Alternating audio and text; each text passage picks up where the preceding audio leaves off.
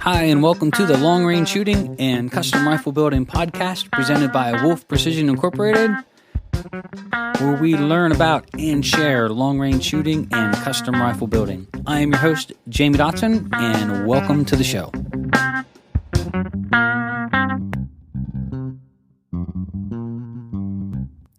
Hi, and welcome to episode number 11 of Wolf Precision Incorporated's Long Range Shooting and Custom Rifle Building podcast. I am your host, Jamie Dotson, and in this episode, we're going to be revisiting the R.C.C, or what we call the rifle chamber cylinder.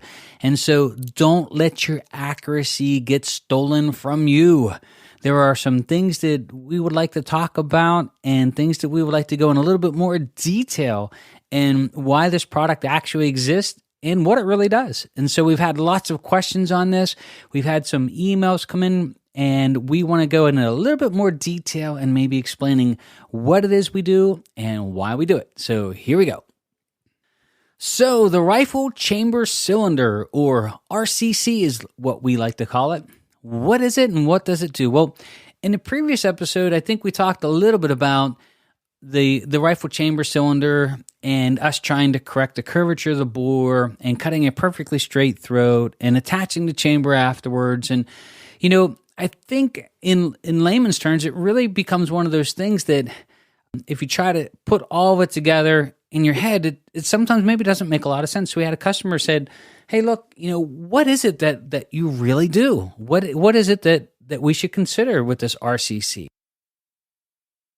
So we were at the Great American Outdoor Show. We had lots of customers come by asking and talking and really checking out the product. And what we found was a really great way to explain it.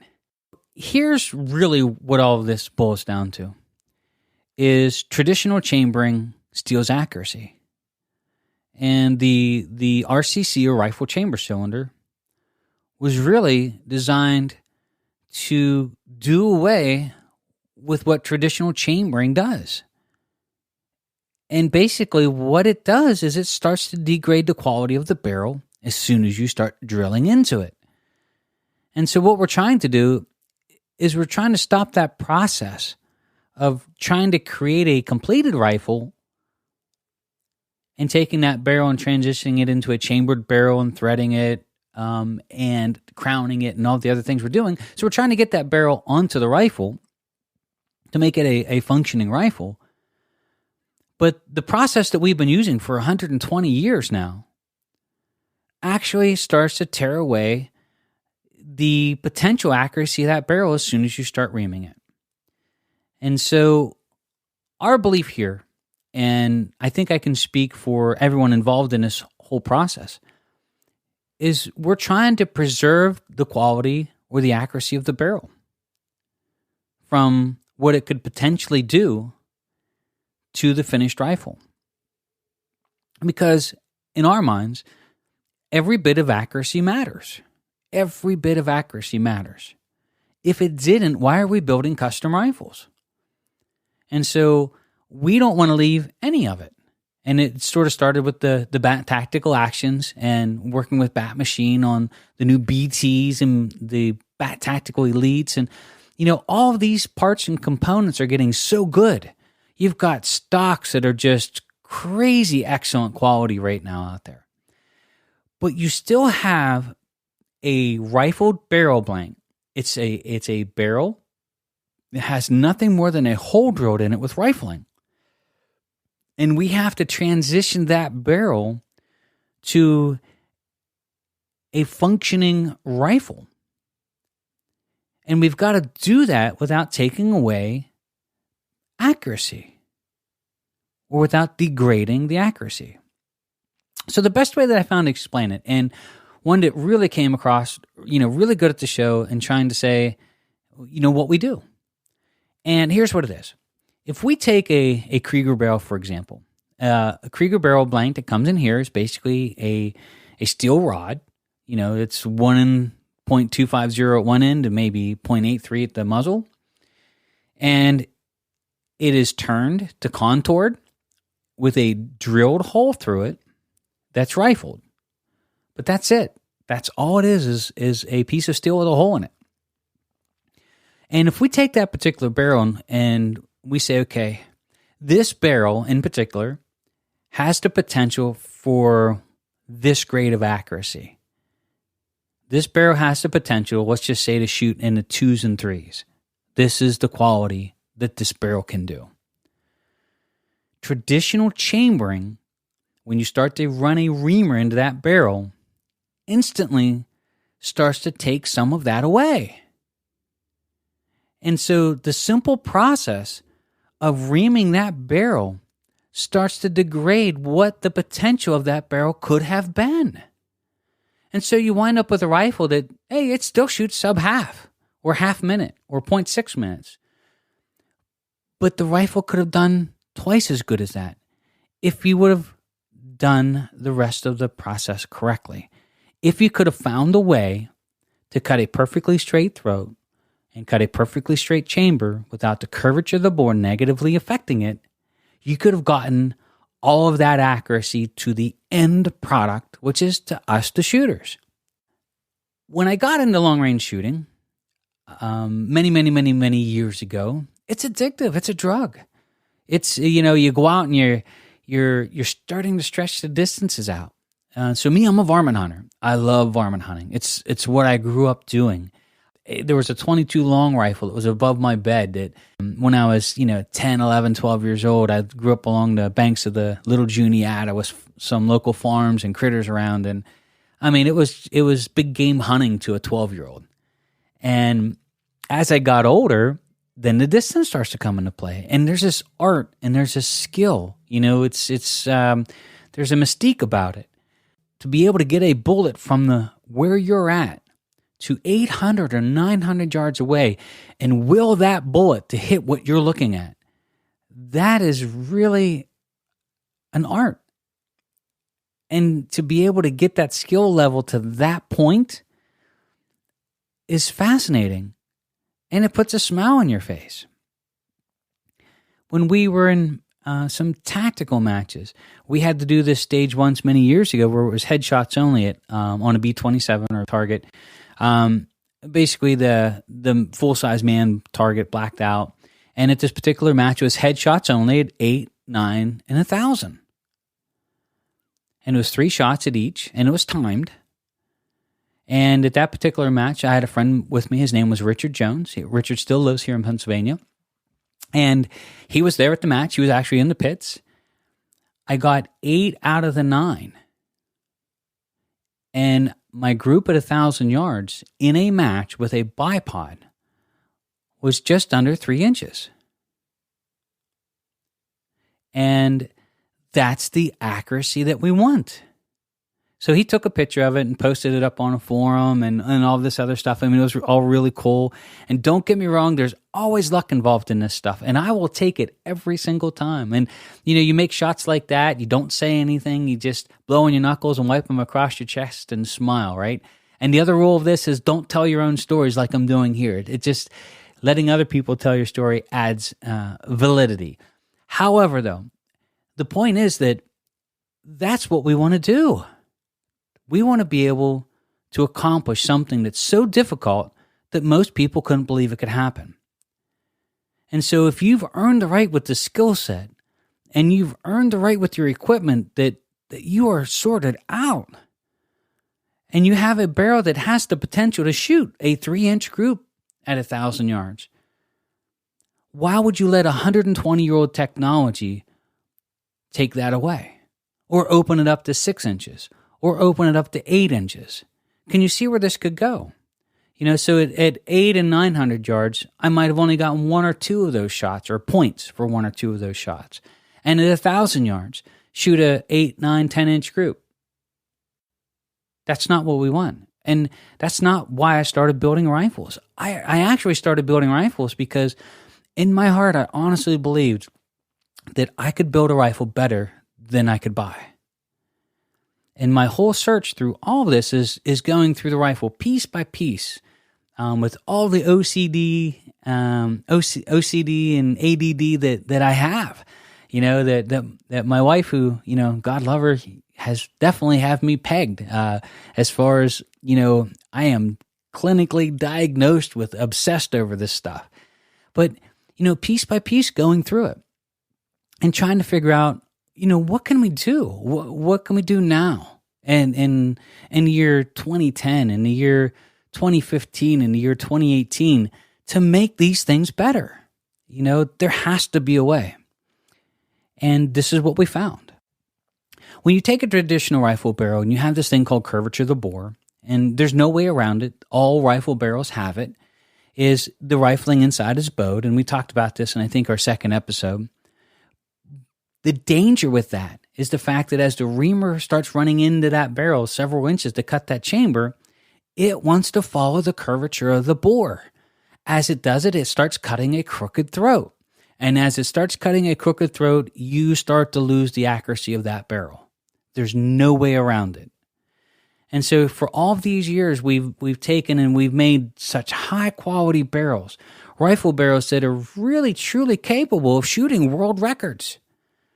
And we're taking that away from them by simply using century-old technology to take that barrel from a blank with a hole drilled in it to the finished product on the rifle itself. So what we're really trying to do is find a way to preserve as much of that accuracy or potential accuracy that barrel has. We want to preserve as much of that as possible and get it to the finished product without degrading it in any way, shape, or form. And so what we've learned over the last, 5-6 years is that it works. So the only thing we cut into the barrel is the throat. It's usually in the very first inch of the barrel, which, by the way, is the straightest. And then we machine the chamber separately, holding it perfectly straight and true. And then we simply attach it. Perfectly straight throat, perfectly straight chamber, problem solved. On the varmint hunting, since I already brought the subject up, I'm going to talk a little bit about it. It is one of my favorite things to do. If you get a chance to read a couple books, I'm going to throw a couple out there. The first one's called The Varmint Hunter's Odyssey, and the other one is called A Rifleman Went to War. A Varmint Hunter's Odyssey was a book written about people who are obsessed with shooting varmints, right? And the book had short range, medium range, long range, and extra long range or extreme long range. And I loved the book simply because it listed short range and medium range at 100, 200, 300 yards, long range 500 to 700, and really long range at 700 to 1,000. And I know a lot of listeners might be like, wow, they're shooting this extreme long range now at 2 miles. Well, okay. But shooting a critter in field conditions at 800-900 yards is actually really, really hard to do on a first round hit. And it usually doesn't stick around if you miss it, right? So I was really happy with the book that it really was an honest evaluation on how far out and how hard these shots really are to make. If you get a chance to read that book, great. The other one is A Rifleman Went to War.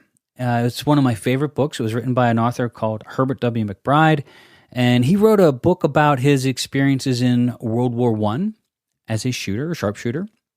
And in his book, he said he liked to recruit 2 types of people when he was looking for new shooters. And the first one was the Northwest big game hunters, and the other was the Northeast woodchuck hunters, because he said those 2 classes of people can shoot. And I say, way to go, Herbert W. McBride. And I'll be honest with you, I joke around at matches all the time too. For years past, guys would say, hey, where did you learn to shoot? What did you do? And I joke around all the time and I say, I've learned so much shooting woodchucks and shooting varmints. The reason being is if you can hit a woodchuck at 700-800 yards, well, 12 and 14-inch piece of steel really isn't that hard anymore. The other cool part about varmint hunting, which is one of my favorites, by the way, is it's a social event, right? You can hook up with your buddy and get your stuff together. You drive out to where you're going to go hunting for the afternoon. You can talk. You can have some fun. Give each other some ribbings when somebody misses something. I mean, it really is just a really great time to get out and spend some time with a rifle and like-minded people and enjoy an evening doing something. So you're doing the farmer a favor by getting rid of a couple future holes that'll be dug in the field, and you get to have some target practice. It's a great time. And I really think it's a missed opportunity for several different things. We filmed a couple varmint hunting videos called All Hogs Go to Heaven. And we had All Hogs Go to Heaven 1, and then we had All Hogs Go to Heaven 2. Sounds funny, but we did it to sort of promote woodchuck hunting in Pennsylvania. And so for years, myself and a couple friends, we would go out shooting woodchucks in the summer. It's one of our favorite pastimes.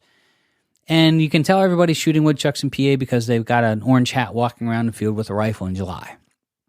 Well, over the years, a lot of the farmers were asking us, like, nobody comes out and does this anymore. We're driving around to all these farm fields, and rarely do we see anybody else out hunting varmints or shooting woodchucks. And so we did the first video to sort of promote it and remind people just how much fun this stuff really is. And we did it for the Varmint Hunters Association's 500-yard club, and the second video was for their 1,000-yard club. Now, let me explain what the Varmint Hunters Association was. It was a great organization. It had a quarterly magazine. It was based out of Pierce, South Dakota. They had a great championship shootout there once a year from people around the world. They had this club book, and to get in this club book, you had to have a confirmed kill on a varmint at 500 yards, witnessed by another member, and you could get your name written in the book. And so they had this 500-yard club, 1,000-yard club, 1,500-yard club, 2,000-yard club, 2,500-yard club, 3,000-yard club, and before it closed its doors, I do believe there was members that had confirmed kills on varmints at 3,500 yards. So if there's a moral to the story is, the last group of people you want up on the hillside with rifles is probably varmint hunters. Hence Herbert W. McBride looking for them in the troops. We did the first video trying to get it on film for the 500-yard club, and we did that. My furthest shot in the first video was on a crow at 527 yards with a Ruger 204. And in the first video, we used all factory rifles. The second video, we started getting into more custom rifles. We were shooting for the 1,000-yard club, and so we stepped out the distance and maybe a little bit more instructional involved in it. But really, our goal was to try to promote, woodchuck hunting or groundhog hunting here in the summertime. And I'll be honest with you, it's a missed opportunity nowadays. I mean, I think back to when my daughter was, young. I used to drag her out, at 3, 4, 5, 6 years old, and we'd go out and do some woodchuck hunting, and I'd have to bribe her with some sweets and a Coke or something. And, those were times we got to sit underneath an apple tree and tell some stories. And, maybe we shot a woodchuck that day, maybe we didn't. It was a great time. So rather than dragging her out in deer season, which we did for a couple years and sat on a cold stump somewhere, and of course the child didn't see anything, but varmint hunting's different. You get to go out and have some fun. It's warm weather. Same thing with you guys that really get into hunting. Boy, what a great opportunity to take your hunting rifle out and put it through its paces, then to go out woodchuck hunting through the summer with it. I took my 264 Win Mag before I went on my elk hunt. I took it out groundhog hunting all summer long. I actually took it to a match once just to joke around with it, and accidentally took third place with a factory rifle in 264. I took it out shooting woodchucks, and my buddy was like, "Oh my gosh, you're bringing that thing out again." And it was stupid loud, no muzzle brake or anything on it. A little heavy for a hunting rifle, but it was just really, really loud. But what better way to go out and really test your skills and the rifle? So if you can hit a woodchuck at 500, 600, 700 yards, an elk, well, that's in really, really big trouble, right? Get out there and enjoy it. It's just so much fun to do. So our goal this year, actually, we just re-geared all up with all kinds of video equipment. Of course, the technology with filming is so much better and so much easier. We're going to start filming a little bit more, and we're going to start posting up some of the videos of some of the varminting that we're doing. I personally have never shot a coyote, so I would like to maybe do some of that. I've never gone prairie dog hunting, so I might do some of that. I've never shot a pig, so I would love to go and take a couple days and go out and varmint hunt for that. But we're going to try to film some of this and maybe give some instructions and some tips and tricks and stuff that we do in the field. And really great time to get out and just enjoy some camaraderie with some friends and some nice weather. If you go out and you get a really cool varmint shot, or, at an extended distance, write down on a piece of paper and take a picture with your varmint, and we'll throw you up. Maybe we'll have a varmint page. We'll throw it up on our website. And, for anyone getting a confirmed kill over 500, we'll have a 500-yard page, and we'll have a 1,000-yard page, and we'll post you up on our website. So there's the challenge out to you guys. Go out and enjoy it. Get your best shot. and then send us a picture with your rifle and maybe the critter that you took with a note on it, in the picture. Write it nice and big so we can see, 1,200 yards with a 204, whatever crazy thing you're doing.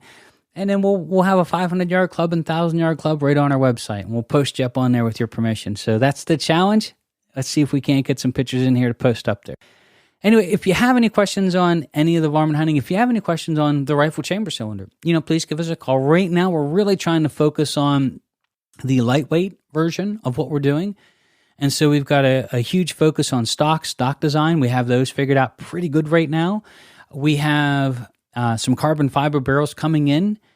And what we're trying to do is we're trying to take our precision rifle and bring it over into the hunting world in a hunting class rifle, but be able to have the same performance. So we're really excited about that. That's sort of what we're working on this year heavily. And the first rifles are out in the field now with, I think, we have maybe 2 or 3 more orders of barrels coming in. And our first goals are, of course, the 6.5 Creedmoor. We're doing several in the 22 Creedmoor, which is coming out soon. I'm going to be really excited to shoot some varmints with that one.